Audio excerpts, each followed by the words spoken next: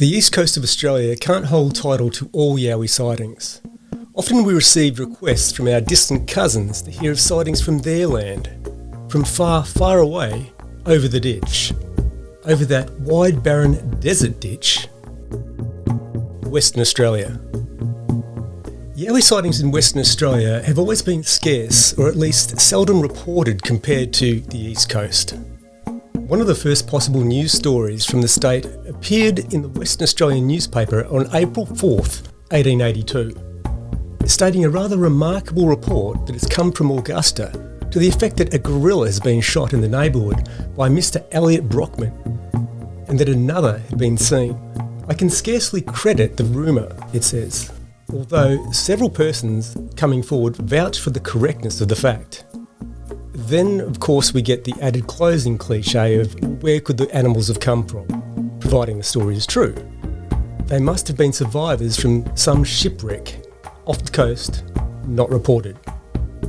Yes, of course, and then they overtook the crew with a rebellion and hijacked a raft. I'm surprised they didn't suggest perhaps escape from a travelling circus. The 1888 book History of Australian Exploration summarises an ape-like creature known to roam Lake Grace in 1861. According to local natives at the time, they referred to it as the Jimbra or Jingra, which they described as a monkey, a very fierce monkey, that would attack lone men. In other areas, they are also known as Balliots or Balliats, a 2-foot hairy man said to take small children after dark. Children weren't allowed to be out past 4 p.m, and the native adults would round up kids by that time and have them home. Baliots were said to be dibble-dibbles, or devils. When the Aboriginals like to emphasise a word, they'd say it twice, so it'd be devil-devil or dibble-dibble.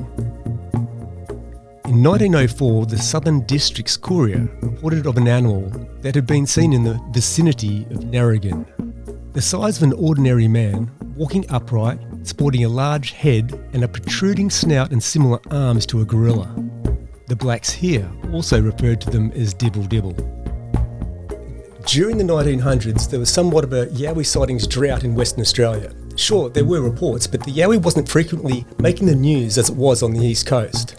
This could have been due to isolation and the minimal communication compared to the more populous east coast cities. And horseback then was only 1 horsepower. Until the year 2000, the internet in Australia was 2 cans in a string. Cameras in mobile phones didn't really exist until 2004-2005, which is amusing when you see people argue in the comments about pre-2005 witnesses who should have taken a picture with their phones. Even if they could in 2005, it would have been less than 1 megapixel, which is fine because Bigfoot's blurry anyway. Today we have more reports than ever coming through from Western Australia. We probably have more reports sitting in our files than we do on the public database, and again it's a time issue. One part of this work is you get very good at Australian geography. And as I've said in a previous video, Western Australia isn't all sand and desert as some people on this side of the country think. There's a lot of kilometres of mountainous range from the east coast of Perth to the shores on the south. And the Yowie isn't always confined to lush green forests. They've been seen in some of the most unexpected and unhospitable locations of dry, arid land. In fact, they can turn up anywhere you least expect them. Today's report combines 3 often repeated aspects of many witness reports. 1. Quite a few witnesses have more than one sighting. 2. Witnesses can suddenly be hit by an unexpected energy of what's commonly referred to as the Nameless Dread. And 3. The Golden Rule. And you should all know the Golden Rule by now. If you only see one, you better have a closer look around. It's here, we'll hike into the action as I say, welcome to Alcoa.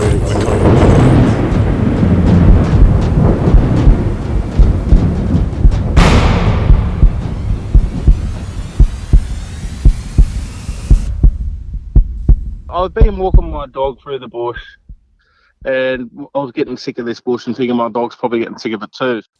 So I'll go down to this spot where we've been before, and I went down there the afternoon before the sighting, and there's a stick structure I found down there that I've sent photos of. As I got to that stick structure, I heard a really loud crack in the bush, like a tree knock. It was pretty damn loud, and it got my attention and my dog's attention too. Thought that was strange. Went home after that. The next day I thought I'll go back down there and see if it happens again. Went down there, nothing happened, nothing unusual.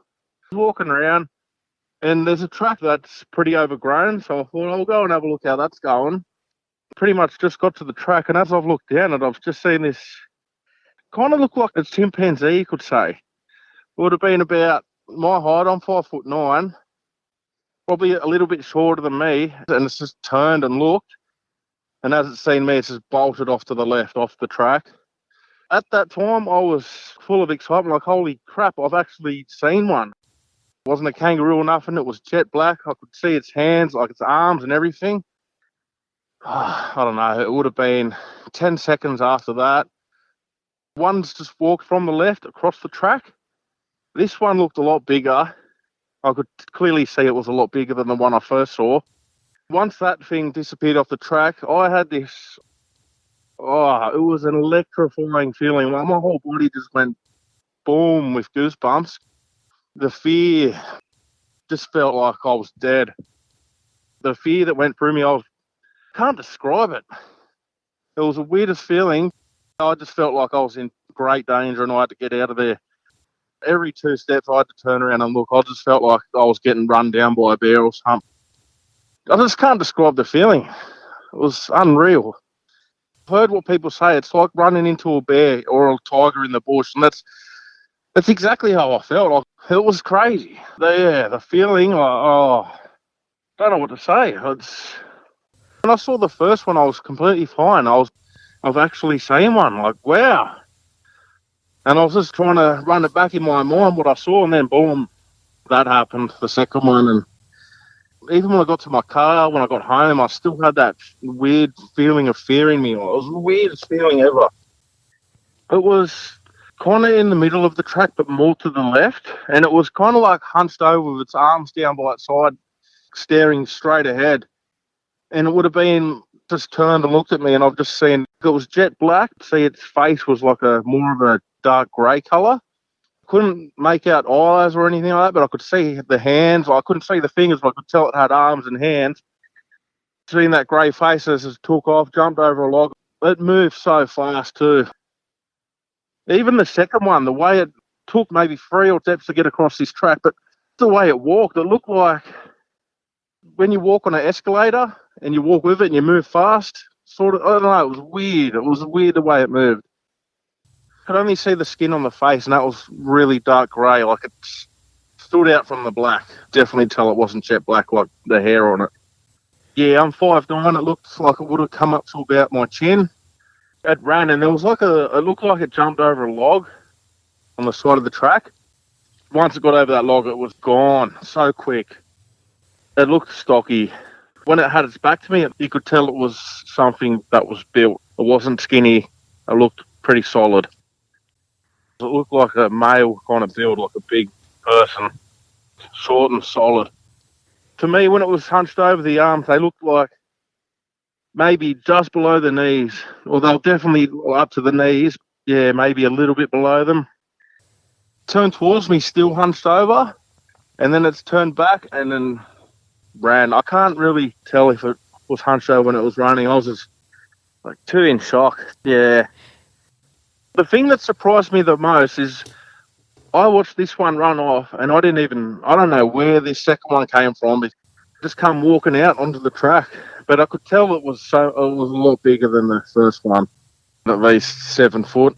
They're both jet black. The second one was very well built too. It was thick. I saw it side on, and it looked really thick. Yeah, like a gorilla thickness, but just bigger, taller. The sheer size, I'd say a male. It was built. I couldn't see any features on this one except it put on 2 legs and 2 arms. It was crazy. Just the way that it moved across this track, so quick. Just 1, 2, over. It would take me about 7 steps to get across that track. As soon as that one disappeared into the side of the bush, it just hit me like a lightning bolt, like electrocution. Just bang, my whole body just goosebumps and fear. Something in me just said, get out of there right now, like you got to leave. It moved quick like an athlete, but weird the way it moved. Like it was quick, but it was just like lumbering big steps. I don't know how to describe it. It was fast but bulky, big thing, yeah. The second one came from the left, and the first one ran off to the left. Couldn't see the features, but I could definitely see legs and arms. My whole body went in goosebumps, electrifying the way I felt. Like my whole body just went boom, goosebumps all over. It's weird. It's hard to explain. 'Cause I've never ever felt that in my life. The fear, it was like you're gonna die. Nauseating fear. It was weird. I did feel a little bit sick. Even the next day at work, I was feeling on edge about it. I was like, kept replaying it back in my mind, like out of nowhere. Gone from feeling normal to just bang, just hit you straight away. No, like no sudden warm up to it or nothing. Just boom, instant.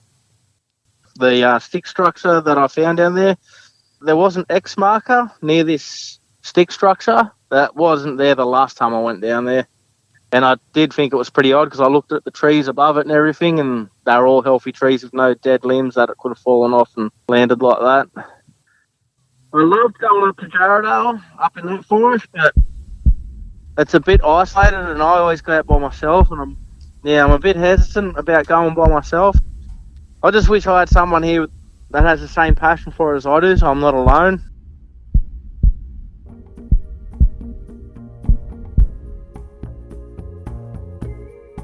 Another sighting with a profound effect. The motion of the second Yowie, Adam used the analogy walking on an escalator. This is something often described as floating or gliding by other witnesses. When Adam saw the first Yowie, he was experiencing an element of excitement. It was 10 seconds later, after the second Yowie walked out, when he was hit by the Nameless Dread. A great report to listen to, if you haven't already, is witness report number 181 of the angry little orange guy with a big chip from Jarrahdale, not far away from Adam's encounter. This witness was hit by a force he couldn't explain, but in this instance it was a tremendous vocal capacity that was involved. An interesting report that I highly recommend. We have many more reports yet to respond to, and it often takes a while, so thanks for your patience and thanks for listening.